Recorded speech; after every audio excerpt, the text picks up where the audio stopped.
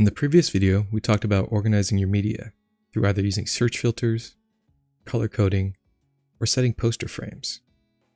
In this video, we'll be talking about Nuke's powerful tagging system.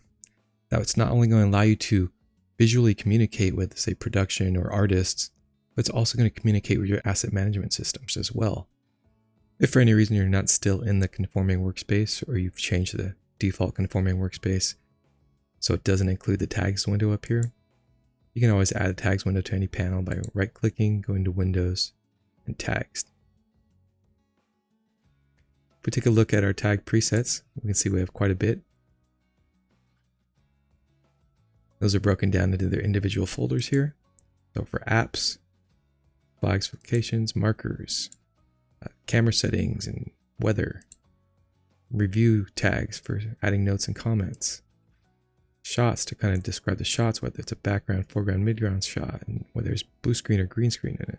And then also status tags as well, so you can set the status of shots or clips or sequences even. Look at the views one, that was just if you're working with stereo. Let's take a look at our timeline and see what could be tagged up and what might need to go to different departments or where we can expect different assets from.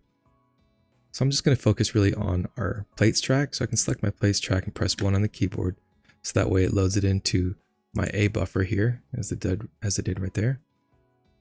Now I know I'm just strictly looking at my plates track, get an idea of what kind of tag and what kind of stuff we might need to do in here.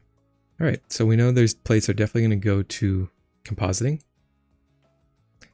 So we're going to add, say, Nuke logo on here, or Nuke tag.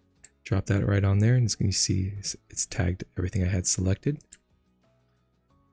And then I know at some point we're going to have these background screens tracked because we're going to be adding on some visuals of there, some graphic stuff. Maybe for those shots, those particular ones, we'll add a camera tracking tag on there. So we'll do some camera tracks on that. Looks like this one might need it as well. I'll show you another method you can do it. You can also go into, say, the spreadsheet here. If you select the shot here, right click, you can right click on either in the spreadsheet or in the sequence here. You can also tag it this way as well. You can tag this shot selection. And it's just asking what type of tag you want to use for that. We're going to use the camera tracker. There it is. You can add a note in there if you like as well. So that's another way you can add the tag in there. I just find it kind of easy just to drag and drop. Maybe some visuals on this screen over here. Definitely through here, and probably this last one as well. All right, so now we have a couple tags on there. You can see you can keep adding tags to it for whatever purpose you might need. Take a look at our screens and see what we have to work with here. There's only those two. So we can assign them a tag for any purpose, wherever might that be going to, but I think I'll just leave tags off of that one, and we'll take a look at our animation reference. Now thinking ahead, maybe I want to just be able to separate or kind of find just these shots alone by themselves, so I don't have to search through the whole timeline like I was going through with the camera tracker. What I can do is I'll just select these as my animation. So I'll just grab this blue tag and just drop it on here as well, just to kind of identify this as maybe my reference, animation reference. I could have even just taken this blue tag and just dragged it and dropped it right onto the track itself, just to identify that track as well. Now I know at some point there's going to need to be a robot in here. Some of these shots are going to contain a robot in it. I don't really have my own robot tag in here, but the neat thing you can do is actually add in your own tags. So I'm going to just select my project one here so I can create it as part of my project tags. Right click in here, do new tag. This creates this new tag for me. If I double click this, I'll have the option to choose from any of these pre-existing icons. Or if I go all the way down to the bottom, choose custom. I already have one set up here. It needs to be a PNG. So I have a PNG, open that up and call this, say, robot. You can put a note in here saying robot goes here. And you can even add some metadata keys in there as well. We'll leave that as it is for now. You see we have our custom tag up here, so it's pretty neat. Now I can just begin tagging these shots that I know where the robot's going to go into. I'll tag it right there. Let's check the next one. I'm going to replace that arm.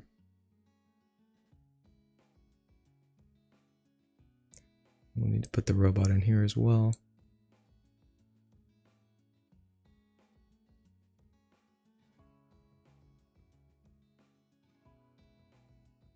So that's done and tagged with the shots that are going to need the robot in it. And what else can we tag here? You can actually tag project items as well, like say your bin folder. If we go into our bin, I'm going to split this window off so we can have the tags open as well.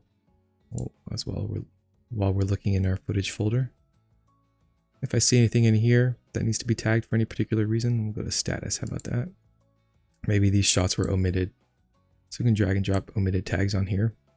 You'll see they're right here. Tag omitted. You can leave a note in there as well. I can tag the whole entire sequence if I want. We'll say it's in progress. So if I take the tag and if I go into the window or the viewer, you can see I have tag whole sequence, tag just the frame we're currently at, tag a track item or tag a clip. I'm actually going to tag the whole sequence. When I do that, it gives me a little tag icon up here at the top of my viewer window. If I click on that, I can add any notes to it, add any metadata. I can add additional tags if I want, and they'll start to build up in there. So far, we've tagged clips, we've tagged our shots, we've tagged the tracks, and we've tagged our sequence. We're able to do that by dragging and dropping directly onto it. We did the right click and tags as well to tag the shot selection or tracks or sequence. And we also did the drag over the viewer to tag it that way.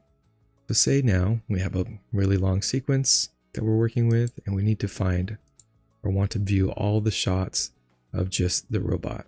What I can do is go to my robot up here and take this tag and drop it into my spreadsheet.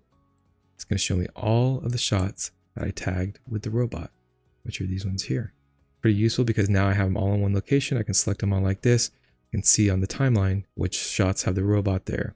I can even change the speed for all of the shots now I have selected. So rather than having to pick through the timeline, I have them all right here. I can just make one change, say the speed, and it's going to apply to all of them at that point. I'm going to undo that or go back to 100%.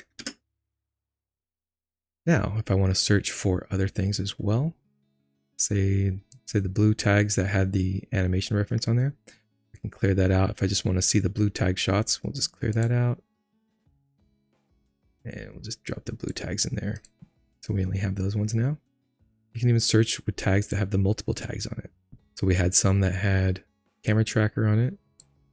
We had some that had Nuke tag on it. And then some that had the robot tag as well. So if I select all my shots, we can see it's that entire plate track. But it's showing everything even though some of these shots don't contain the robot tag. That's because, once again, under the magnifying glass in the search bar, we currently are set to match any criteria. Now if I match all criteria, all three of these tags, we'll see it's only going to show the shots that contain all three of those tags, and that's going to be those ones right there in the timeline. Same thing can be done for searching through the bin or the footage folders. We had omitted on here, so if I want to find all the shots that have been omitted or all the clips that have been omitted, just drag and drop my omitted tag in here, and there you have it. These are the 2 clips that have been omitted. Easy enough to search through there. Another great thing about this tagging system, say we come across to one of these shots here. Let me make sure I'm viewing all my tracks. And we want to leave a note for this shot right here. So we can add in maybe say a review note, add a note on here, drop this tag, and in this thing I'll type in robot will walk through screen.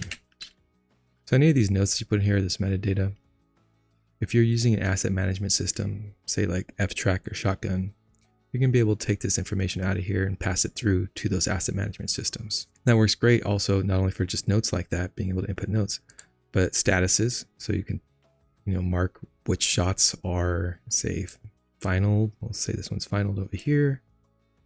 And we'll say maybe this one's awaiting approval over here.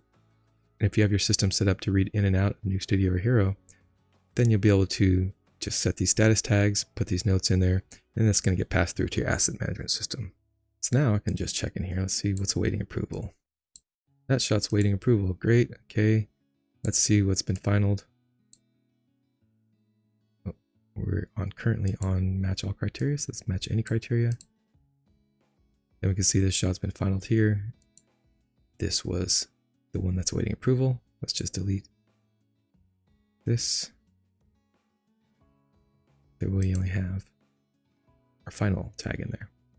One other thing I'll mention about these tags is if you didn't catch it already, say you have your custom tags. I'll create a new custom tag even. And we'll call this, we'll just use this as one that's already existing. So maybe we'll say good.